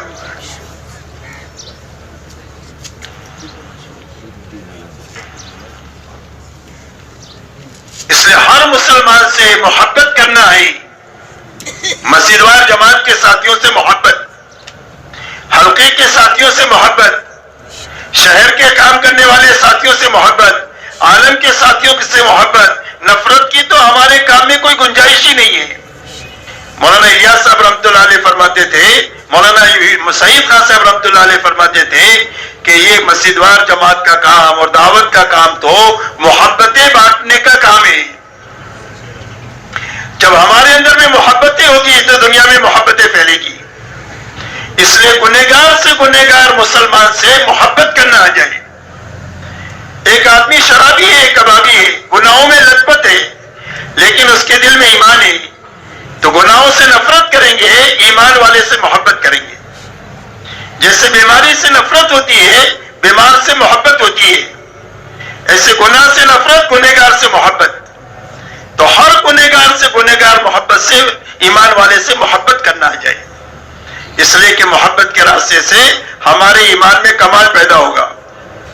فرمایا لا یؤمن احدکم حتی یحب لاخیہ ما یحب لنفسہ. فرمایا تم میں کا کوئی بھی آدمی کامل مومن نہیں ہو سکتا ہے جب تک اپنے بھائی کے لیے وہ چیز نہ پسند کرے جو اپنے لیے پسند کرتا ہے. اور ایمان والوں کے بارے میں اللہ کا فیصلہ ہے انما المؤمنون اخوہ، سارے ایمان والے آپس میں بھائی بھائی ہیں. ایمان سے بڑا کوئی رشتہ نہیں ہے، ایمان سب سے بڑا رشتہ ہے. اسی لیے غزوہ بدر میں جب قیدی پکڑ کر کے آئے ہیں دوسری طرف کے، حضور صلی اللہ علیہ وسلم نے مشورہ کیا کہ ان قیدیوں کے ساتھ کیا کرنا چاہیے. تو حضرت صدیق اکبر رضی اللہ تعالیٰ عنہ نے رائے دیا کہ اللہ کے نبی ان سے فدیہ لے کر چھوڑ دینا چاہیے. حضرت عمر رضی اللہ تعالیٰ عنہ نے رائے دیا کہ اللہ کے نبی میری رائے ہے کہ ہر مسلمان کے ہاتھ میں اس کے کافر رشتہ دار کو دے دو. باپ مسلمان ہے، بیٹا بے ایمان ہے، باپ کے ہاتھ میں اس کے بیٹے کو دے دو، وہ اس کی گردن مار دے اور اللہ کے سامنے ہم ثابت کر دے کہ جو ایمان والا ہے وہ ہمارا ہے، جو ایمان والا نہیں ہے وہ ہمارا نہیں ہے. سب سے بڑا رشتہ جو ہے وہ ایمان کا رشتہ ہے. انما المؤمنون اخوہ، ہر ایمان والے سے محبت کرنا آ جائے، نفرتیں ختم ہو جائے، دشمنیاں ختم ہو جائے، تیری میری ختم ہو جائے، ہر ایک کو نبھانا آ جائے، ہر ایک سے محبت کرنا آ جائے، ہر ایک کے کام میں آنا آ جائے. مولانا سعید خان صاحب رحمۃ اللہ علیہ فرماتے تھے کہ جو ہر ایک سے جڑ جائے اور ہر ایک کو جوڑ لے، جو ہر ایک سے معافی مانگ لے اور ہر ایک کو معاف کر دے، وہ تبلیغ کے اندر میں صحیح طریقے سے موت تک چل سکتا ہے. اس لیے کہ غلطی تو آدمی سے ہی ہوگی، تو غلطی ہو جائے تو معاف کرنے کا حکم ہے، غلطی ہو گئی تو معافی مانگنے کا حکم ہے کہ معافی مانگ لے. بڑے باپ کا آدمی نہ بنے کہ میں کیوں معافی مانگوں، بلکہ معافی مانگ لے اور جس سے غلطی ہوئی وہ معاف کر دے. جب آپس میں ہم ایک دوسرے کو معاف کر دیں گے تو اللہ بھی ہم کو معاف کر دیں گے. اسی کے ساتھ میرے دوستو، روز ہمارے فکر بنے اپنے آخرت کے بنانے کا اور اللہ کو راضی کرنے کا. روز ہمارے اندر میں ترقی پیدا ہو کہ اللہ مجھ سے راضی کیسے ہو جائے، میری زندگی رضا کے ساتھ کیسی گزرے، یہ فکر ہم کو لاحق ہو جائے. موت اللہ کی رضا پر کیسے آئے، میری زندگی کا ہر عمل میری آخرت کو کیسے بنائے اور آخرت کو اجالنے سے کیسے بچائے، اس فکر کے ساتھ ہم کو جینا آ جائے. یہ ہماری محنت کی بنیادیں ہیں. اس لیے کہ مخلصین ہدایت کے چراغ ہیں اور مخلصین کے ہاتھوں بڑے بڑے فتنوں کو اللہ تعالیٰ دفن کرتے ہیں اور مخلصین کے ہاتھوں اللہ دنیا میں ہدایت کو چلاتے ہیں، چاہے وہ تھوڑے ہوں چاہے کمزور ہوں. ان کمزوروں اور تھوڑوں کے ہاتھوں اللہ دنیا میں ہدایت کو چلائیں گے. شرط یہ ہے کہ وہ اللہ چاہتے ہو اور آخرت چاہتے ہو. اسی کے ساتھ میرے دوستو، اس محنت کے راستے سے جان مال کے دھوکے سے ہم نکلے، جان مال کے دھوکے سے نکلے. ہم کو یہ بات لگ گئی ہے کہ جان میری ہے، مال میرا ہے، میں جہاں چاہے وہاں لگاؤں، جب چاہے وہاں لگاؤں اور جتنا چاہے وہاں لگاؤں. اس دھوکے سے ہم نکلے کہ جان مال میری نہیں ہے، اللہ نے جنت کے بدلے میں خرید لیا ہے اور اللہ تعالیٰ نے میرے ہاتھ میں امانتاً دیا ہے اور اس کے لگانے کا ایک مصرف بتلایا ہے. مجھے اس مصرف پر اپنی جان مال کو لگانا ہے اور اتنی لگانا ہے جتنا میری لگانے کا اللہ کی طرف سے حکم ہے. اس لیے کہ ہماری محنت کی یہ جو شکل اللہ والوں نے ایمان والوں کی کمزوری کو سامنے رکھ کر کے دیا ہے، یہ محنت کی ابتدائی شکل ہے.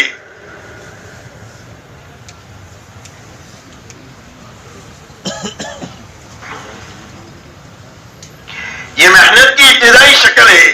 سال ہے، 4 مہینہ ہے، چلہ ہے، ہر سال 4 مہینہ ہے، مقامی اعمال ہے. یہ محنت کی ابتدائی شکل ہے. جیسے قرآن پڑھنے کے لیے الف با تا پڑھنا ہوتا ہے، ڈاکٹر انجینئر بننے کے لیے ABCD پڑھنا ہوتا ہے، ایسی محنت کی ایک شکل اللہ کے علم میں طے ہے اور پسندیدہ ہے. وہاں تک پہنچنے کے لیے ایک محنت کی ایک ترتیب ہے کہ جس کو صحیح طریقے سے کرنے کی وجہ سے آگے کی استعداد پیدا ہوتی چلی جائے اور وہ چیز زندگی میں قائم ہو جائے جو اللہ کے یہاں پسندیدہ ہے۔ اسی لیے مولانا الیاس صاحب رحمۃ اللہ علیہ سے پوچھا گیا کہ آپ اس محنت سے کیا چاہتے ہیں؟ فرمایا میں اس محنت سے یہ چاہتا ہوں کہ امت اس محنت کو کرتے کرتے دین کی اس سطح تک پہنچ جائے اور محنت کی اس سطح تک پہنچ جائے جس سطح پر اور جس محنت کی بنیادوں پر اللہ کے نبی صلی اللہ علیہ وسلم امت کو چھوڑ کر گئے تھے۔ یہ ہماری منزل ہے۔ ہماری منزل چلہ چار مہینہ سال نہیں ہے، ہماری منزل صحابہ ہے۔ ہم اس محنت کے ذریعے سے اس زندگی تک پہنچنا چاہتے ہیں جس زندگی پر اللہ کے نبی صلی اللہ علیہ وسلم اپنے صحابہ کو چھوڑ کر کے گئے تھے۔ اس لیے کہ قیامت تک حق کا معیار حضور صلی اللہ علیہ وسلم اور صحابہ کی زندگی ہے، اور اللہ کی رضا آپ کی اور آپ کے صحابہ کی زندگیوں کے ساتھ ہے۔ اسی لیے صحابہ کے ساتھ ہے رضی اللہ عنہ ورضوا عنہ۔ صحابہ کون ہیں؟ فرمایا صحابہ وہ ہے کہ جن سے اللہ راضی ہو گئے اور وہ اللہ سے راضی ہو گئے۔ تو ان کی زندگی اللہ کی پسندیدہ زندگی ہے، اور جو ان کے پیچھے پیچھے چلے گا اللہ ان سے بھی راضی ہو جائے گا۔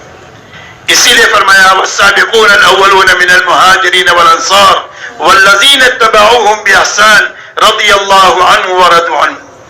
فرمایا سابقین اولین مہاجرین اور انصار میں کے اور جو ان کے پیچھے پیچھے اخلاص کے ساتھ میں چلے، فرمایا اللہ ان سے بھی راضی ہو گیا اور پیچھے چلنے والوں سے بھی اللہ راضی ہو گیا۔ اس لیے میرے دوستو ہماری منزل صحابہ ہے، اپنی منزل صحابہ کو بنا کر کے چلنا ہے۔ یہ معنی نہیں ہے کہ ہم صحابی بن جائیں گے، کوئی صحابی نہیں بن سکتا، لیکن ہاں جو بنیادیں صحابہ میں تھی وہ بنیادیں قیامت تک امت میں زندہ ہو سکتی ہے، اور جب وہ بنیادیں امت کے ایک معتدی مجمع میں زندہ ہوگی اللہ اس مجمع سے وہ کام لیں گے جو کام اللہ نے صحابہ سے لیا۔ اگر یہ کمزور ہوں گے تو اللہ اپنی قوت ان کے ساتھ ملا کر ان کو قوی بنا دیں گے، اور اگر یہ تھوڑے ہوں گے تو اللہ اپنے لشکروں کو ان کے ساتھ ملا کر کے ان کو زیادہ کر دیں گے، اور اللہ ان سے کام لے لیں گے، اور دنیا کی کوئی بھی طاقت اللہ کے ارادے کے بیچ میں حائل نہیں ہو سکتی ہے۔ شرط یہ ہے کہ بنیادیں زندہ ہو جائے جن بنیادوں پر حضور صلی اللہ علیہ وسلم امت کو چھوڑ کر گئے تھے۔ تو آپ امت کو کن بنیادوں پر چھوڑ کر گئے؟ آپ امت کو دو بنیادوں پر چھوڑ کر گئے۔ ایک تو ہر فرد امت میں پورا دین اپنی حقیقت کے ساتھ پایا جاتا تھا، جو قرآن میں تھا وہ ان کی زندگیوں میں تھا، اس لیے وہ اللہ کی چلتی پھرتی اللہ کی کتاب تھے زمین پر۔ کانو کتاب اللہ یمشون علی الارض، زمین پر اللہ کی چلتی پھرتی کتاب تھے۔ جو کرنے کے لائن کے احکامات ہیں سارے ان کی زندگیوں میں ہیں، بچنے کے لائن کے جتنے احکامات ہیں ان ساری چیزوں سے زندگیاں بچی ہوئی ہے۔ جو صفات اللہ کو پسند ہے ان سارے صفات سے ان کی زندگیاں متصف ہے، تقوی سے، توکل سے، صبر سے، شکر سے، احسان سے، انابت سے، تواضع سے، تحمل سے، برداشت سے، ان ساری صفات سے متصف ہے۔ حسد سے، کینے سے، نفاق سے، شفاق سے، ساری چیزوں سے زندگیاں پاک ہے۔ اللہ کی چلتی چیزوں سے زندگیاں پاک ہے، اللہ کی چلتی پھرتی زمین پر کتاب ہے۔ اس کے لیے ان کی دعوت ہے اسلموا تسلموا، کا اسلام لاؤ سلامتی ملے گی۔ کا کون سا اسلام؟ فرمایا ہمارے جیسے ہو جاؤ۔ ایک تو پورا دین اپنی حقیقت کے ساتھ ان کی زندگی میں تھا، اس لیے ان کی دعوت ہے اپنی جیسے بننے کی۔ دوسرے انہوں نے اپنی محنت کو اس سطح تک پہنچا دیا جو سطح اللہ کی پسندیدہ کی، اور وہ سطح وہ پسندیدہ ہے جس سطح پر حضور صلی اللہ علیہ وسلم نے 23 سالہ محنت کر کے امت کو پہنچایا ہے۔ اسی لیے آپ کے زمانے میں محنت کی جو سطح تھی وہ سطح یہ تھی کہ ہر ایمان والا اپنی جان اور مال کو دعوت پر اتنی لگائے جتنا کہ دعوت کا تقاضا ہے۔ اس لیے آپ کے زمانے میں تقاضے کی تشکیل تھی کہ جان مال کتنی لگانی ہے، کہ جتنا تقاضا ہے اتنی لگانی ہے۔ ہم اپنے گھر کاروبار میں کتنی لگتے لگاتے ہیں، جتنا گھر کاروبار کا تقاضا ہے اتنا گھر کاروبار میں لگتے لگاتے ہیں، تو سارے تقاضے پورے ہو جاتے ہیں۔ تو ایسے حضور صلی اللہ علیہ وسلم کے زمانے میں محنت کی جو شکل تھی وہ یہ تھی کہ ہر ایمان والا اپنی جان اور مال کو ایمان کے سیکھنے پر اور ایمان کے پھیلانے پر اتنی لگائے جتنا کہ لگانے کا تقاضا ہے. یہ پہلی بنیاد ہے لگانے کی. دوسری بنیاد لگانے کی یہ ہے کہ ہر ایمان والا اپنی جان اور مال کو اللہ کی عبادت پر اتنی لگائے کہ عبادت میں حقیقت پیدا ہو جائے اور عبادت امت میں زندہ ہو جائے. اس لیے کہ اللہ کے خزانوں سے لینے کا راستہ اللہ کی عبادت ہے. ایاک نعبد و ایاک نستعین. اللہ تیری ہی عبادت کریں گے تو جس سے مدد لیں گے. تو اللہ کی مدد کے لینے کا راستہ اللہ کی عبادت ہے. تو عبادت پر جان مال اتنی لگانا کہ عبادت میں حقیقت پیدا ہو جائے اور امت میں عبادت زندہ ہو جائے جتنا کہ عبادت کا تقاضا ہے. نمبر 3 لگانے کی جگہ اخلاق ہے کہ ہر ایمان والا اپنی جان مال اللہ کی مخلوق کو راحت پہنچانے پر اتنی لگائے جتنا کہ اخلاق کا تقاضا ہے. یہ تیسری لگانے کی جگہ ہے کہ اخلاق پر ہماری جان مال لگے. اس لیے حضور صلی اللہ علیہ وسلم کے زمانے میں اور صحابہ کے زمانے میں لگانے کا معیار وہ نہیں تھا جو ہمارے یہاں پر ہے. وہاں تقاضا جتنا تھا اتنا لگایا جاتا تھا. ایک مرتبہ حضرت حسن اور حسین اور عبداللہ ابن جعفر یہ تینوں حضرات سفر پر تھے. ان کی اونٹنی جس پر توشا تھا وہ گم ہو گئی. اب کھانا اس پر تھا. دیکھا بھوک لگی ہے تو انہوں نے دیکھا کہ کچھ کھانے کی جگہ ہے تو دیکھا ایک جھوپڑا ہے. جھوپڑے پر پہنچے تو ایک بڑی بھی تھی, بڑی عمر کی عورت. اس سے کہا اما جان ہم ہاشمی لوگ ہیں, آپ ہماری مہمانی کرے گی؟ کہا بیٹا یہ سامنے بکری کھڑی ہے, لے آؤ ذبح کر کے میں تمہارے لیے پکا دیتی ہوں, کھا لو. اس عورت کے پاس اس کے سوا کچھ بھی نہیں ہے بکری کے سوا. کہ ذبح کر کے دو میں تمہارے لیے پکا دیتی ہوں.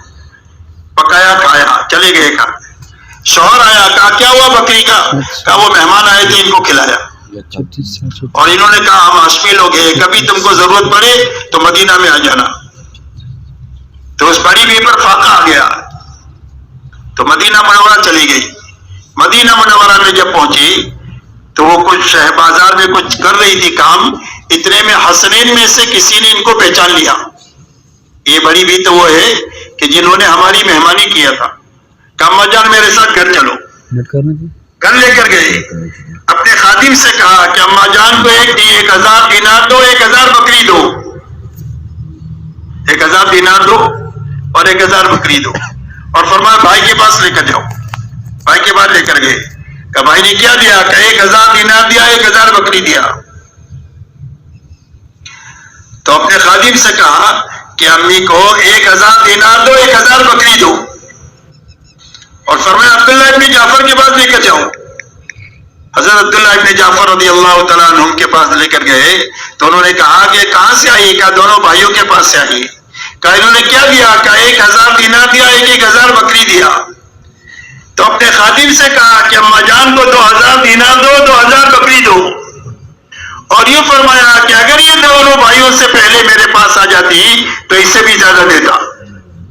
یہ خرچ کرنے کا معیار تھا. تو اپنی اللہ کی مخلوق پر اپنی جان مال اتنی لگانا جتنا لگانے کا تقاضا ہے. حضور پاک صلی اللہ علیہ وسلم نے 23 سالہ پوری امت کو عملی طور پر جان مال لگانے کی ان بنیادوں پر ان کو کھڑا کیا ہے کہ دعوت پر جان مال لگے گی, عبادت پر جان مال لگے گی, اخلاق پر جان مال لگے گی. عملی طور پر بھی اس پر چلایا اور سمجھانے کا موقع آیا تو یہی بات سمجھائی. اسی لیے آپ سے پوچھا گیا ای العمل افضل. فرمایا عمل میں سب سے بہترین عمل کون سا ہے؟ فرمایا الصلاۃ, نماز. اور نماز کہہ کر آپ نے پورا دین مراد دیا. فرمایا ثم, فرمایا بر الوالدین, ماں باپ کے ساتھ حسن سلوک کرنا. یہ کہہ کر آپ نے اخلاقیات کو بیان کیا. آپ کے کلمات جامع ہوا کرتے تھے. فرمایا ثم الجہاد فی سبیل اللہ, اللہ کے کلمے کو پھیلانے کے لیے اپنے آپ کو مٹانا اور کھپانا. عبادت بیان کیا, دعوت بیان کیا اور اخلاق بیان کیا. آپ دنیا سے تشریف لے جا رہے ہیں, جاتے جاتے فرما رہے الصلاۃ الصلاۃ وما ملکت ایمانکم. نماز کو ضائع مت کریو, نماز کے بارے میں اللہ سے ڈرتے رہیو, یعنی اپنے دین کی حفاظت کریو. اپنے ماتحتوں کے حقوق کو ادا کری ہو، یا اخلاقیات کو بیان کیا، وہ ماں باپ سب سے اوپر بیان کیا، وما ملکت ایمانکم سب سے نیچے طبقے کو بیان کیا، اور آخری بات فرمائی انفذوا جیش اسامہ، انفذوا جیش اسامہ کی جماعت کو روانہ کرو، اسامہ کی جماعت کو روانہ کرو، یہ کہتے ہوئے آپ اپنے رب سے ملے۔ اس لیے میرے دوستوں، حضور صلی اللہ علیہ وسلم نے پوری امت کو محنت کی بنیادوں پر اٹھایا ہے۔ چوتھی لگانے کی جگہ اپنے اور اپنے گھر والوں کی ضرورتیں ہیں، اس لیے کہ اسلام میں ملن پنا نہیں ہے، ملن پنا یہ غلط لوگوں کا شیوا ہے، اور نفسانیت یہ بھی غلط لوگوں کا شیوا ہے کہ کچھ نہیں کریں گے، کسی مسجد کا کونا پکڑ لیں گے، گھر والوں کے لیے بوجھ بنیں گے۔ اسلام میں اس کی گنجائش نہیں ہے، اور نفسانیت کی اسلام میں گنجائش نہیں ہے۔ نفسانیت کہتے ہیں مادہ پرستی کو، کہ آدمی کی زندگی کا مقصد پیسہ بن جائے، کہ پیسہ آنا چاہیے، حلال سے آئے، حرام سے آئے، جھوٹ سے آئے، دھوکے سے آئے، سود سے آئے، پیسہ آنا چاہیے۔ یہ نفسانیت ہے، یہ غلط لوگوں کا مزاج ہے۔ اسلام ان دونوں کے بیچ کا صراط مستقیم ہے کہ ہر مسلمان کی گھریلو زندگی ہوگی، ہر مسلمان کی کاروباری زندگی ہوگی، لیکن دینداری کے ساتھ ہوگی اور دین کی محنت کے ساتھ ہوگی۔ یہ دو ذمہ داری ہے ہر مسلمان کی، دین اور دین کی محنت، دین اور دین کی محنت، دین اور دین کی محنت، اور دونوں ذمہ داریاں یکساں ہیں۔ دین بھی ذمہ داری ہے اور محنت بھی ذمہ داری ہے، اسی لیے دین میں کمی آئی تو تنبیہ آئی، اور دین کی محنت میں کمی آئی تو تنبیہ آئی۔ بدر میں ایمان میں بھی کمال ہے اور اتباع میں بھی کمال ہے تو مدد آ گئی، احد کے اندر میں اتباع میں کمی آئی تو آپ دیکھو تنبیہ آئی۔ احد میں اتباع میں کمی آئی تھوڑی سی اجتہادی غلطی کی وجہ سے، اور اللہ نے معاف کر دیا تاکہ قیامت تک کوئی صحابہ کے اوپر انگلی نہ اٹھائے، اس لیے کہ جو کام نبی سے مناسب تھے اللہ نے نبی سے کروائے، اور جو نبی کی عصمت کے مخالف تھے اللہ نے صحابہ سے کروا کر کے دین کی تکمیل کر دیا، تاکہ عملی طور پر پوری امت کے سامنے پورا دین عملی طور پر آ جائے۔ اس لیے صحابہ سے اللہ نے وہ کام کروایا۔ اس لیے میرے دوستوں، لیکن تنبیہ آئی، کتنی بڑی تنبیہ آئی کہ 70 صحابہ شہید ہوئے، آپ کے دندان مبارک شہید ہوئے، آپ کے سر میں خوف کی کڑی گھس گئی، اور یہ ساری پریشانی اس لیے آئی کہ تھوڑی سی اتباع میں کمی آئی، اور وہ بھی اجتہادی غلطی کی وجہ سے آئی کہ دیکھا کہ کام پورا ہو گیا ہے، وہ سمجھے کہ حکم بھی پورا ہو گیا، حالانکہ حکم پورا اس وقت میں ہوتا جب دوسرا حکم آتا۔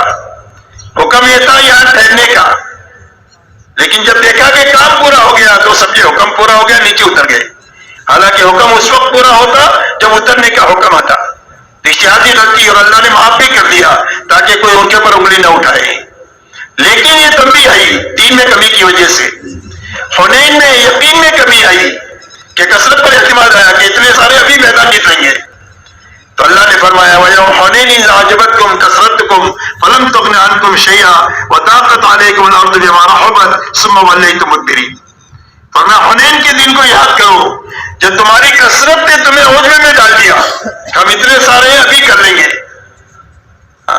تو تمہاری کثرت تمہارے کچھ کام نہیں آئی، اور باوجود زمین کشادہ ہونے کے لیے تمہاری تنگ ہو گئی، اور تمہارے پیر اکھڑ گئے، اور تم نے پیٹ پھیر دیا، اور یہ اس کے بعد اللہ نے اس شکش کو پھر فتح سے بدلا، اور اللہ تعالیٰ نے اس بات کو بتلایا کہ جب دین میں کمی آئے گی تو اللہ کی طرف سے تنبیہ آئے گی، اس لیے کہ دین ذمہ داری ہے۔ ایسا ہی دعوت میں کمی آئے گی تو بھی تنبیہ آئے گی، جیسے حضور صلی اللہ علیہ وسلم کے زمانے میں آئی۔ انصار مدینہ حضور صلی اللہ علیہ وسلم کے پاس آئے اور آ کر کے یوں کہا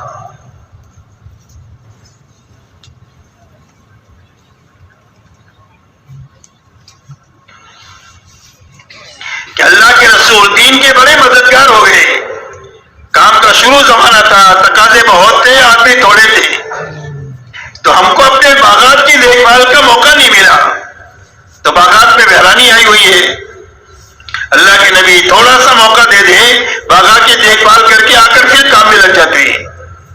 ابھی آپ نے کوئی جواب نہیں دیا، اور اللہ کی طرف سے قرآن میں آیت اتر رہی ہے انفقوا فی سبیل اللہ ولا تلقوا بأیدیکم الی التہلکہ واحسنوا ان اللہ یحب المحسنین۔ اللہ جل شانہ فرماتے ہیں کہ خرچ کرتے رہو، لگتے رہو، لگاتے رہو، اور اپنے ہاتھوں اپنے آپ کو ہلاکت میں نہ ڈالو۔ تمہارا دین کی محنت کو چھوڑ کر اپنی دنیا کے سنوارنے میں لگنا، جس میں تم اپنے لیے نجات سمجھ رہے ہو، تمہارا خالق پیدا کرنے والا تمہارے لیے اس میں تمہارے لیے ہلاکت دیکھ رہا ہے۔ اس لیے کہ وہ راستہ جہاں تم جانا چاہتے ہو وہ غیر یقینی راستہ ہے اور لمبا راستہ ہے، زندگیوں کے بننے کا غیر یقینی راستہ ہے کہ اس راستے سے زندگی بنے گی، یقینی راستہ نہیں ہے، اور لمبا راستہ ہے، صدیاں بیت جائے گی، نسلیں گزر جائے گی اور مسائل حل ہو کر کے نہیں دیں گے۔ اور جس راستے پر تم ہو وہ زندگیوں کے بننے کا یقینی راستہ ہے اور شارٹ کٹ راستہ ہے۔ اس راستے سے یقینی طور پر زندگیاں بنے گی، اور صرف تمہاری نہیں، تمہاری نسلوں کی بنے گی، اور ایک دو نسل نہیں، صدیوں تک کے لیے بنے گی، اور تھوڑے سے عرصے میں بن جائے گی۔ آپ اندازہ لگاؤ، صرف صحابہ کی محنت کا زمانہ 25 سال کا زمانہ لگنے مٹنے کا زمانہ ہے، 23 سالہ نبوت کا زمانہ ہے، مٹنے کا، کھپنے کا، لگنے لگانے کا، اور صدیق اکبر رضی اللہ تعالیٰ عنہ کا 2 سال سے کچھ زیادہ زمانہ یہ لگنے مٹنے کھپنے کھپانے کا ہے، 25 سال کا زمانہ لگنے کا ہے۔ لیکن اس کے بعد تو اللہ نے اتنا دیا کہ صدیوں تک وہ کھاتے اور کھلاتے رہے، وہ اور ان کی نسلیں کھاتی کھلاتی رہی اور ختم ہو کر کے نہیں دیا، صدیوں تک ان کی اولاد میں آپ کو بہار ملے گی۔ اللہ نے 25 سال کے عرصے میں اسی زندگیاں بنائی۔ صحابہ 1000 سال تک دنیا کے راستے سے دنیا پر محنت کرتے تو اتنا نہیں مل سکتا تھا جو اللہ نے ان کو صرف 25 سال کے عرصے میں دیا ہے، اور صرف ان کو نہیں، بلکہ صدیوں تک کے لیے ان کی نسلوں کو دیا ہے۔ اس لیے میرے دوستو یہ دونوں ذمہ داری ہے۔ اس لیے فرمایا کہ ہر آدمی کی گھریلو زندگی ہو، کاروباری زندگی ہو، لیکن دینداری کے ساتھ ہو اور دین کی محنت کے ساتھ ہو۔ زندگی کی کیا ترتیب ہو؟ کہ زندگی کی ترتیب یہ ہو کہ جب اللہ کا حکم آ جائے یا دین کی محنت کا تقاضا آ جائے تو اس کے مقابلے میں خواہش کو توڑ دیں گے، چھوڑ دیں گے، قربان کر دیں گے، اور اپنی دنیاوی تقاضوں کو صرف آگے پیچھے کریں گے۔ چھوڑنا کسی چیز کو نہیں ہے، اور نہ چھوڑنے کا حکم ہے، اور ہم چھوڑ بھی کیا سکتے ہیں کہ وہ کیا چھوڑ سکتے ہیں؟ کھانا چھوڑ سکتے ہیں، اگر 24 گھنٹہ نہ کھائے تو، اور 24 گھنٹہ نہ سوئے تو دن میں تارے نظر آ جائیں گے۔ اس لیے چھوڑنا ہمارے بس میں ہے ہی نہیں، نہ حکم ہے۔ اس لیے چھوڑنا کسی چیز کو نہیں ہے، صرف دنیاوی تقاضوں کو آگے پیچھے کرنا ہے۔ اس کا نام ہی اللہ قربانی دیتے ہیں کہ آپ صبح میں سو رہے ہیں اور اذان کی آواز ہو گئی، اللہ اکبر اللہ اکبر، تو آپ اپنے بستر کو چھوڑ کر مسجد میں جاؤ، اس کا نام قربانی ہے کہ اپنی راحت کو چھوڑا حکم پورا کرنے کے لیے۔ گشت کا وقت آ گیا، اپنی دنیا کا کوئی کام ہے، کہا اس کو بعد میں کریں گے، ابھی گشت کریں گے، اس کا نام قربانی ہے۔ دنیا کا کام پہلے کر لیں گے یا بعد میں کر لیں گے، عمل کو اپنے وقت پر کر لیں گے، اس کا نام قربانی ہے۔ صرف آگے پیچھے کرنے کو اللہ قربانی کا نام دیتے ہیں۔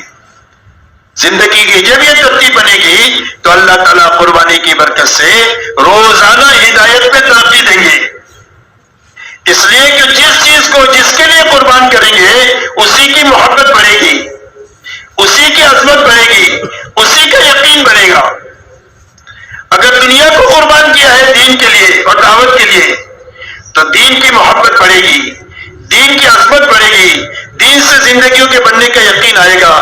دعوت کے تقاضوں کے لیے دنیا کو قربان کیا ہے، دعوت سے زندگیوں کے بننے کا یقین پیدا ہوگا اور اس کی محبت اور عظمت پیدا ہوگی۔ جس چیز کو جس کے لیے قربان کریں گے اس کی محبت، عظمت اور یقین آئے گا۔ اس لیے میرے دوستو ملنگ پنا بھی نہیں ہے اور نفسانیت بھی نہیں ہے۔ اس نے فرمایا چوتھی لگانے کی جگہ ہے اپنی اور اپنے گھر والوں کی ضرورتیں ہی، اور ہر انسان کی 5 ضرورتیں، کھانا ہے، کپڑا ہے، مکان ہے، سواری ہے اور شادی ہے۔ ان ضرورتوں کو خود کے لیے بھی حاصل کرنا ہے اور اس میں لگنا بھی ہے، اپنے متعلقین کی ضرورتوں کو حاصل کرنے میں بھی لگنا ہے اور اس کے پورا کرنے میں لگنا ہے، لیکن بقدر ضرورت لگنا ہے، اسراف سے بچ کر کے لگنا ہے۔ یہ محنت کا صحیح رخ ہے، بقدر ضرورت لگنا ہے اور اسراف سے لگنا ہے، اسراف سے بچ کر کے لگنا ہے۔ اس لیے کہ ضرورت کی حد ہے اور اسراف کی کوئی حد نہیں ہے۔ اسراف کی مثال اللہ والے فرماتے ہیں آگ کی آگ میں کتنا بھی لکڑی ڈالو سب سب کو جلا دے گی، اس کا پیٹ بھرے گا ہی نہیں۔ امت کا المیہ یہ نہیں ہے کہ امت کے پاس جان مال نہیں ہے، امت کے پاس جان مال بہت ہے، لیکن مشکل یہ ہے کہ زندگی میں اسراف داخل ہو گیا، اسراف داخل ہو گیا، کھانوں میں، کپڑوں میں، مکانات میں، شادیوں میں۔